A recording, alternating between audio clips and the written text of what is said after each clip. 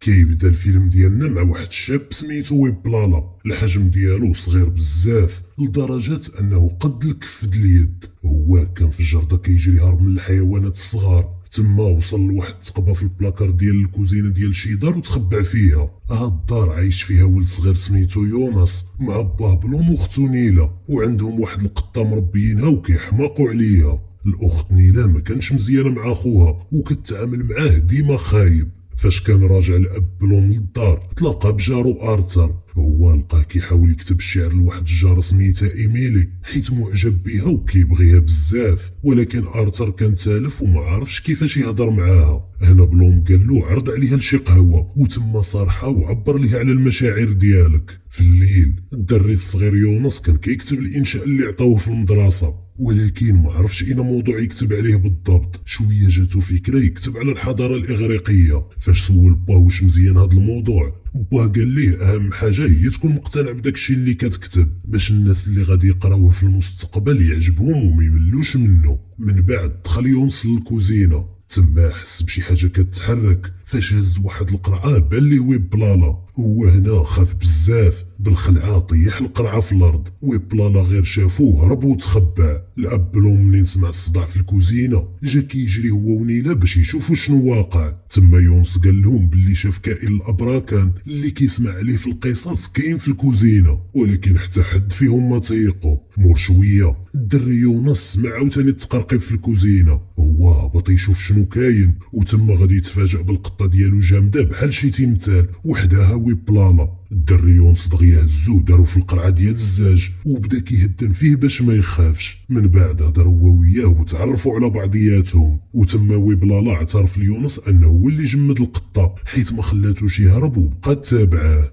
يونس تعصب وطلب منه يعاود يردها كيف كانت، ولكن ويبلالا واخا حاول ما عرفش وصدق محولها لتمثال ديال الحجر. في هاد اللحظه يونس سمع باه جاي بالزربه. هو خبع ويبلالا وخبع حتى التمثال ديال القطه. من بعد طلع لبيتو ينعس وخدا معاه حتى ويبلالا ونعسو حداه في الفراش. في الصباح فاق الاب بلوم فطر ووجد راسو وسلم على بنته. من بعد مشى للخدمه ديالو في المدرسه. اما البنت نيلة طلعت فيقات خوها يونس. هو غير فاق تخلع فاش ما لقاش ويبلالا حداه. تما هبط بالزربه كيقلب عليه في الدار حتى لقاه في وسط القرعه ديال زبده الفستق كياكل منها وداير روينه في حالته. يونس زول ليه الحوايج الموسخين ديالو وصبنهم في المولينيكس ودوش ليه في وسط لافابو ديال الكوزينه. من بعد مشط ليه شعرو بالشيته ديال السنان. في الليل الاب بلوم دخل للدار ومعاه بنته نيلة اللي كانت معصبه منه حيت موعد يطيب لهم في الليله ديال راس العام. الاب ديك الساعه مشى للكوزينه جاب لهم بيتزا ياكلوها. يونس خدا البيتزا ديالو وطلع للبيت باش يعطي الويبلالا حتى هو حقه منها. تما بداو كيهضروا ويونس عاود ليه باللي فايت وقع مشكل في دارهم. هاد المشكل كان هو السبب ان امو مشات وتخلات عليهم. من داك النهار يونس ما قادرش يهضر عليها حيت باه وختو ما كيعجبهمش الحال وكيتعصبوا عليه. في الصباح خرجت نيلة للزنقه تقلب على القطه ديالها هي وجارتهم ايمي. اما يونس طلع الفطور لصاحبه ويبلالا وعطاه التمثال ديال القطه باش يردها كيف كانت، ولكن ويبلالا قال له انا ما عارفش كيفاش نردها. واحد شويه بانت لهم عنكبوت في السرجم. ويبلالا حولها لتمثال د الحجر. من بعد عطاها ليه يونس باش يتدرب عليها ويجرب يردها كيف كانت، ولكن ويبلالا فاش بقى كيجرب تشتت التمثال ديال العنكبوت ورجع كله رمله. في هاد اللحظه دخلت عليهم نيلة وتفاجات فاش شافت ويبلالا. خوها طلب منها يبقى هادشي سر بيناتهم، ولكن منين عرفت شنو وقع للقطه ديالها تعصبات بزاف وبقى فيها الحال. من بعد خرجت هي وخوها يونس شراو الشجره راس العام وخلاتو يهزها بوحدو. في الطريق تلاقاو بجارهم ارثر. هو بالصدفه شاف ويبلالا فحسب له كائن الابراكان الاسطوري. فاش حاول يقرب منه ويبلالا خاف وباش يحمي راسو طلق السحر ديالو وحول ارثر لتمثال. منين بغى يرجعو كيف كان صدق عاوتاني محولو لتمثال كبر من الاول. هادشي خلى البنت نيلة تقلق وبغات تقول لباها كل شيء، ولكن خوها يونس هددها انها الا ما احتفظتش على السر حتى هو غادي يشكي بها ويقول لباه باللي كتعاملو خايب. منين كان الاب بلوم راجع للدار هو وايمي شافوا التمثال ديال ارثر فحسبهم هذاك غير تمثال مصنوع. بلوم حاول يعيط لصاحبو ارثر ويعلمو بهذا الشيء، ولكن لقى التليفون ديالو طافي وشداتو غير العلبه الصوتيه. من بعد بلوم خرج ولادو بجوج ومشاو يتعشاو في واحد المطعم كلاس بمناسبه راس العام. فاش وصلوا الدراري ما عجبهمش المطعم حيت ما لقاوش فيه الماكله اللي كتعجبهم بحال السوشي وبطاطا مقليه. السربايد المطعم جاب لهم المحر مسلوق فعافوه الدراري وما قدروش ياكلوا منه. هنا ويبلالا عتق الموقف وخدم السحر ديالو، هو حول الماكله ديال يونس لساندويتشات ديال صوصيص وبطاطا مقليه، والماكله ديال نيلا ردها سوشي. ولكن الفرحه ديال الدراري كاع ما كملات منين شافوهم السرباي، حسب ليه دخلوا الماكله معاهم للمطعم. تما بلا ما يتردد جرى عليهم، وحيت الاب بلوم ما فهم والو من هادشي اللي وقع بدا كيدابز مع السرباي، وبلا ما يقصد ضرب السرباي الثاني اللي كان موراه وهز في يديه طبسيل. من سوء الحظ تخوات ديك الماكله على واحد الكليانه جالسه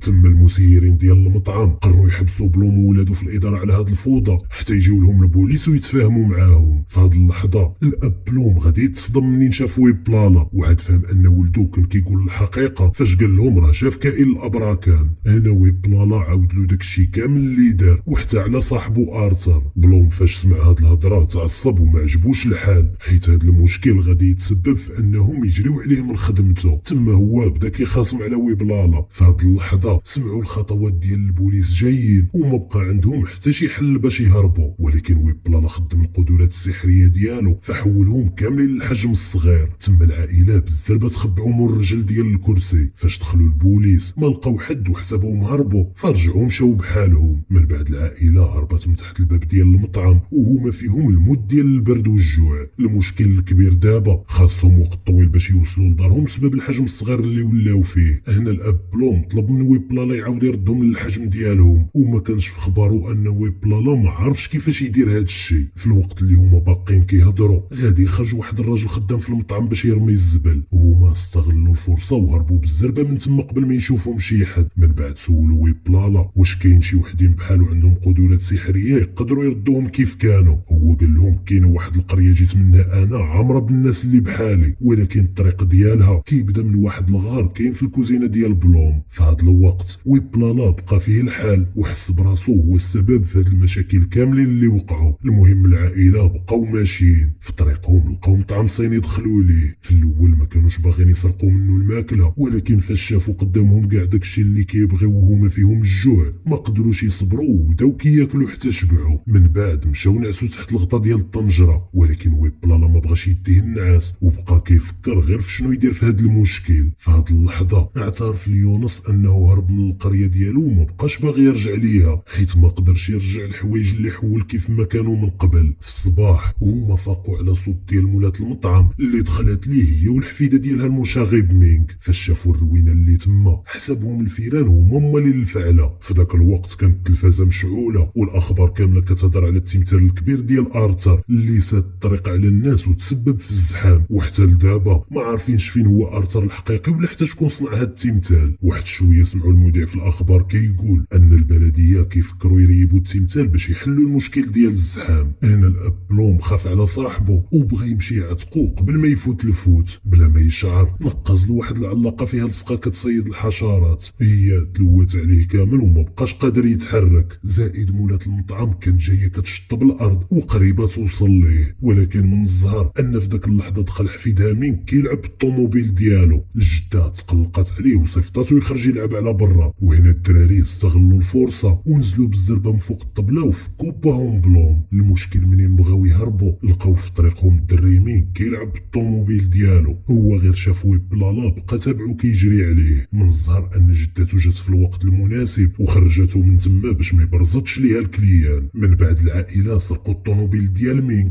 وصاغوها بالتليكوموند، هكا قدروا يهربوا من تما. في الطريق كانت كل مره كتخرج فيهم شي حاجه وكيقربوا يديروا قصيده بسبب الحجم الصغير ديالهم واللي ما كيبانش للناس، ولكن قدروا يسلكوا راسهم ودازوا من هادشي كامل حتى اللحظه اللي خرجوا في واحد الكلب. تما هجم على الطوموبيل ديالهم عضها وما بغاش يطلقها. منين جا مولاها عنده زولها ليه بصعوبه، ولكن الاب بلوم قوه الجهد طار من فوسط الطوموبيل وطاح على الارض وتهرس مسكين من يديه. وهما داك الساعه زربوا وخداوه للسبيطار يداوى. في الباب داروا خطه باش قدروا يتخبعوا ودخلوا بلا ما يشوفهم شي حد، ولكن مور هادشي كامل شافوا ان حتى واحد من الناس ما غادي يتيقهم انه يبغي يعاونهم. داكشي علاش بداو كيفكروا في شي حل. هنا طاحت عليهم فكره، وهي يشوفوا شي بنت صغيره تعاونهم حيت تقدر تيق قصتهم. فعلا تلاقاو بواحد البنت مريضه سميتها لوجا. في الاول تخلعت منين شافتهم، ولكن فاش عاودوا ليها القصه وانهم ناس عاديين ومحتاجين اللي يعاونهم باش يداويو بلوم، بقاو فيها وقررت تعاون معاهم. فاش دخل الطبيب عند لوجا باش يطمن على حالتها، هي تما عرفاتو على صحابها وطلبت منه يعاونهم ويحافظ على السر. فعلا الطبيب واخا تصدم قبل الطلب ديالها ودار راديو البلوم، وكانت هذه اول مره في حياته غادي يعالج شي واحد بهذا الحجم الصغير. من بعد دار ليه القبص. فاش سالاو جلسات البنت لوجا هي والعائله وبداو كيتفرجوا في الاخبار. تما غادي يسمعوا ان الناس ديال المدينه ولاو كلهم كيعرفوا ارثر بسبب التمثال ديالو، وكلهم بداو كيقراو كتبته اللي ما كان حتى واحد عارفهم ولا مسوق ليهم من قبل. موراها العائله بداو كيفكروا كيفاش يقدروا يعتقوا ارثر في الوقت المناسب قبل ما تريبوا البلديه. في الليل الدري يونس ما قدرش ينعس بسبب التفكير في ارثر. في التالي طاحت عليه فكره وفيق ويبلالا. هو اقترح عليه يمشيو بجوج ينقذوا ارثر، وفعلا خرجوا من البيت ديال البنت وبقاو غاديين وهما مخبعين تحت واحد الكاس باش حتى واحد ما يشوفهم. قبل من هادشي كانوا طلبوا بيتزا. فاش وصل الليفرور وعطى للفرمليه البيتزا، هي ما فهمات والو وقالت له انا ما طلبت حتى حاجه. الفرمليه بقات كدابز مع الليفرور حتى فيق غواتهم البنت لوجا من النعاس. هي خرجت تشوف شنو واقع، وتما بان لها يونس ويبلالا دخلوا للكرتونه ديال البيتزا بلا ما يشوفهم شي حد. لوجا مشات كتجري فيقات ختو نيله وقالت لها ان يونس خرج من السبيطار هو ويبلالا. هنا بلوم فاش سمعها خاف على ولدو وناضوا بالزربه يشوفوا شنو واقع. من الزهر لقاو الليفرور باقي في الباب ديال السبيطار. داك الساعه مشات عنده لوجا وقالت له باللي هي اللي طلبات البيتزا، ولكن فاش خدات الكرتون وفتحاتو غادي تفاجئ ان يونس ويبلالا ما كاينينش فيه. هنا غادي يبانوا ليهم في الصندوق ديال الموتور. من الزهر ان الصندوق تفتح فاش الليفرور زاد، ويونس نقز وقدر يشد في باه اللي من بعد عنقو حيت كان خايف عليه. في هذا الوقت خرجت الفرمليه كتقلب على البنت لوجا. فاش شافتها خدمت ذكائها ودارت راسها ضربها حمار الليل وبقات غاديه وكتمثل باللي ناعسه، حتى جات الفرمليه جراتها ورجعتها للسبيطار. ويبلالا في هذا الوقت كان مازال واقف في الصندوق ديال الموتور وشاد راسو باش ما يطيحش. اما الدري يونس فشرح لباه انهم طلبوا البيتزا غير باش يرجعوا مع الليفرور في وقت قصير للدار، حيت اصلا المطعم قريب لدارهم، وهكا كانوا يقدروا يعتقوا ارثر في الوقت المناسب. وزاد قال ليه باللي ويبلالا يقدر يرجع ارثر كيف كان، غير خاص الناس يثيقوا فيه وما ينقصوش منه كيف ما كدير معايا انت.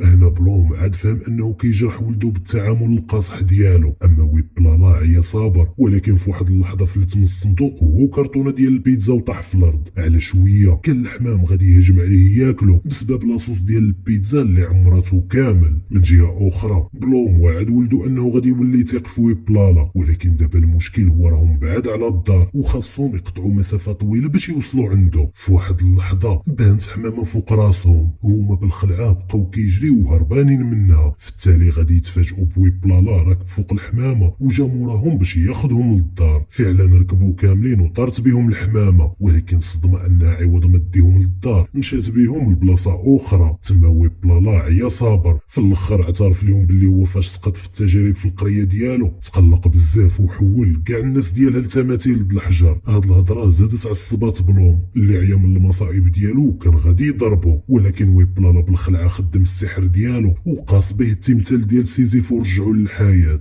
وهنا خلى كاع الناس مصدومين فاش شافوا التمثال هو كيتمشى فوق السطح ديال البنايه. الدري يونس استغل الفرصه وسول التمثال ديال سيزيف كيفاش قدر يبقى هز الكره الالاف السنين كيف ما كيعاودوا في الاساطير ديالهم. سيزيف قال له انا بغيت نرجعها غير لراس الجبل، ولكن اللي مهم عندي انني هزيتها. هاد الهضره خلات ويبلالا ياخذ العبره وبسببها طاحت عليه واحد الفكره. في هاد اللحظه الاب بلوم فقد التوازن ديالو وطاح من فوق السطح. منين شافوه ولادو تبعوه بلا ما يفكروا باش ينقذوه. على شويه كانوا غادي يموتوا كاملين، ولكن ويبلالا عاونهم في الوقت المناسب ورجعهم للحجم ديالهم الاصلي قبل ما يوصلوا للارض بمسافه قصيره. هكا قدروا ينزلوا بلا ما يوقع لهم والو. مع هذا ويبلالا مسكين اللي غيب حيت الحجم ديالو صغير وما قدرش يتحمل الطيحه، واخا هكاك بالزربه عاود فاق وبان باللي ما عنده والو. هاد الشيء فرحهم مور ما كان قلبهم غادي يسكت بالخلعه عليه. انا الناس كاملين بداو كيصفقوا على بلوم حيت هو اللي كان كينشر الكتوبه ديال ديال ارثر ورجع دابا حتى هو مشهور بحالو. في هاد اللحظه غادي تبان لهم الطرقس وصلت باش تريب التمثال ديال ارثر. الدري يونس بلا ما يشعر وقف قدامها وطلب منهم يخليوه، حيت هذا ماشي تمثال عادي ولكن هو ارثر الحقيقي. الناس فاش سمعوا هاد الهضره حسبهم غير كيتفلى وبداو كيضحكوا عليه، ولكن فاش وراهم ويبلالا صدمهم وزاد صدمهم اكثر من رجع ارثر للحجم ديالو العادي، ولكن بقى على شكل تمثال. في هاد اللحظه دخلت جارتهم ايمي وقربت من ارثر قاصتو، هكا قدر يرجع انسان كيف كان في الاول بفضل القصه ديال ايمي وخلى الناس كاملين مبهورين. اما ارثر فرح بزاف فاش رجع انسان عادي، خصوصا منين شاف ايمي حداه وكتبغيه حتى هي كيف ما كيبغيها. تما الاب بلو معنق ولادو وهو فرحان، حيت من مور هادشي كامل اللي دوزو بقاو على خير ومجموعين. فاش وصلوا للدار ويبلالا طلق السحر ديالو على القطه فرجعها هي والعنكبوت كيف كانوا، وزاد عاوتاني خدم السحر ديالو على الشجره دراس العام اللي في الدار ورجعها شجره كبيره. تما الدراري بداو كيزينوها وهما فرحانين. في الليل يونس مشى ينعس في بلاصتو ونعس حداه صاحبو ويبلالا. ويبلالا بقى مده طويله وهو كيفكر وما جاش النعاس. من بعد ناض للكوزينه وبدا كيحاول يزول الورقه اللي سادين بها الشقه منين جا. هنا سمعوا الدري يونس ففاق زولها ليه وهو كيبكي، حيت عرفوه باغي يرجع للقريه ديالو باش يعتق الناس اللي فيها. في هاد اللحظه جات نيله هي وباها وودعاتو العائله كامله. هو زول الجاكيت ديالو وردها في حجم كبير وعطاها ليونس باش تبقى ذكرى عنده. من بعد رجع لقريتو باش يصلح الغلط اللي دار. في النهار الثاني غادي نشوفوا الدري يونس لابس الجاكيت اللي عطاه ويبلالا وكان واقف كيشوف في التصويره ديال امه. من بعد مشى يحتفل مع باه واختو والاصدقاء ديالهم ارثر وايمي ولوجا والطبيب اللي جاو كاملين باش يحتفلوا معاهم براس العام. في الاخر كنشوفوا يونس مشى للسرجم وبدا كيتفرج في الاحتفالات اللي في الشارع وهو فرحان. وهنا تسالى الفيلم ديالنا. نتمنى الملخص يكون عجبكم وما تنساوش تفرجوا في الملخصات الفايته وديروا اشتراك باش تفرجوا في الملخصات الجايه. تهلاو ونتلاقاو في الفيديو.